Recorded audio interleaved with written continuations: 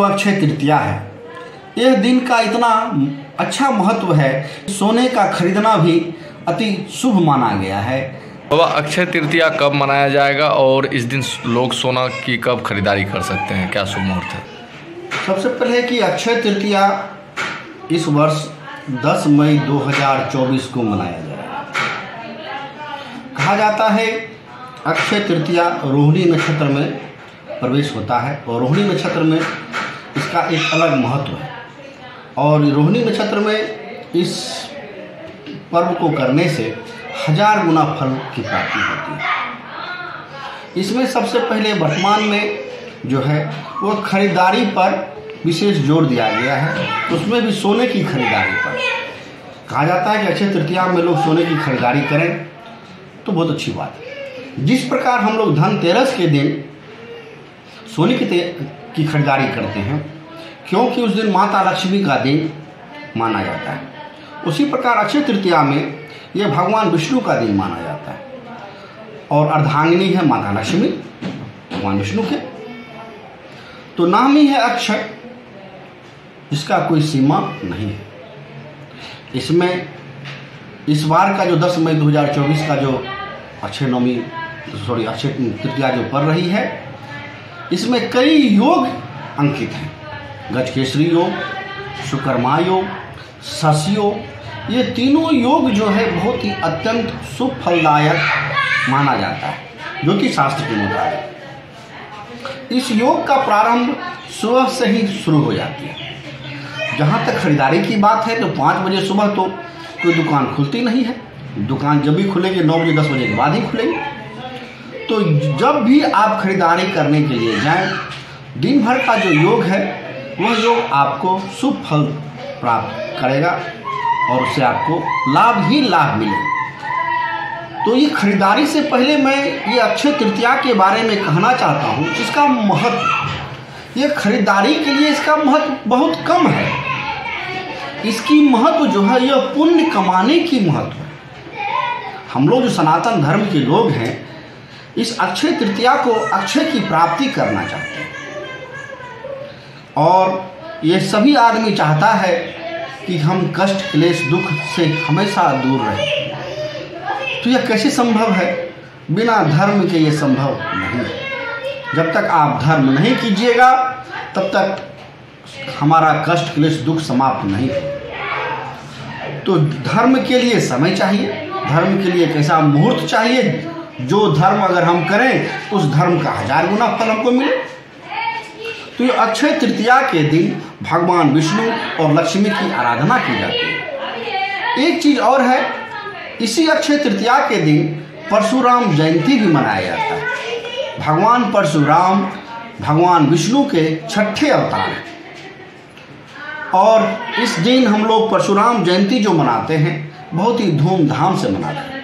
भगवान परशुराम इस धरती को मेंटेन किया।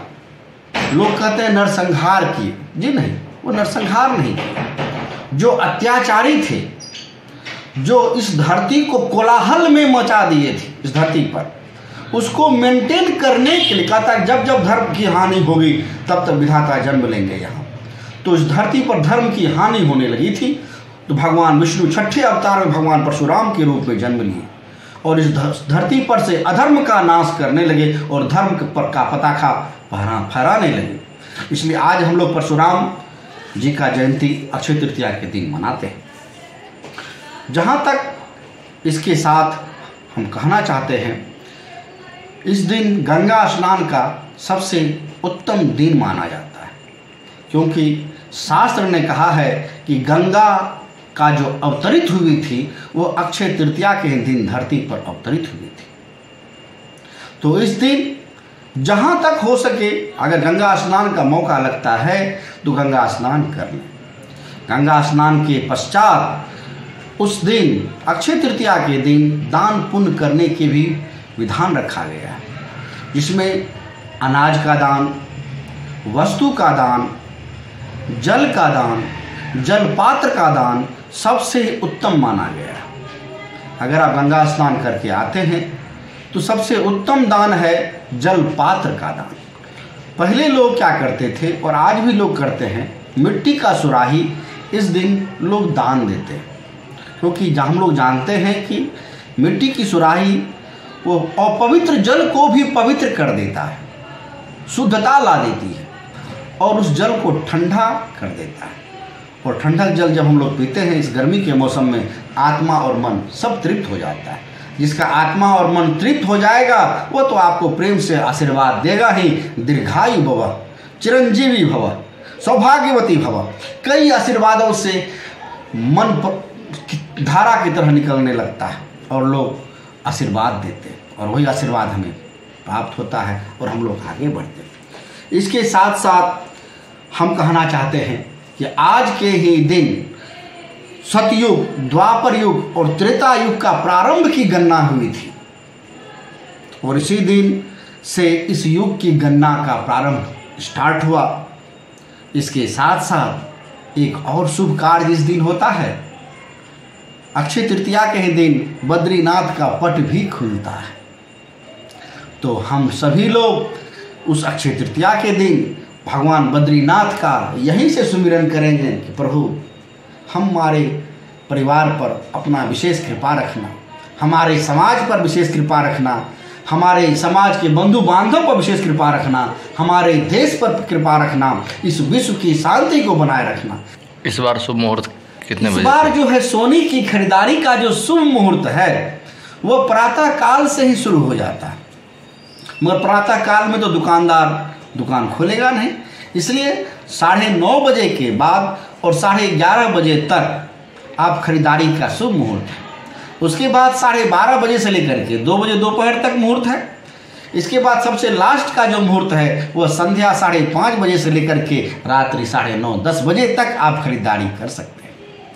तो सोने की खरीदारी आज के दिन बहुत ही शुभ माना जाता है और इसी दिन आप खरीदारी के साथ साथ शुभ कार्य भी करें, अन्न का दान करें, पंखा का दान करें, वस्तु का दान करें। इसके साथ आप जो पात्र है सुराही जैसे हमने कहा उसका दान कीजिए, सत्तू का दान कीजिए, दूध दही अनाज का दान कीजिए, तो 1000 गुना फल आपको मिलेगा। परिचय बताओ। मेरा नाम पंडित मनोत्पल झा, ज्योतिषी, महाराज जी हाथा।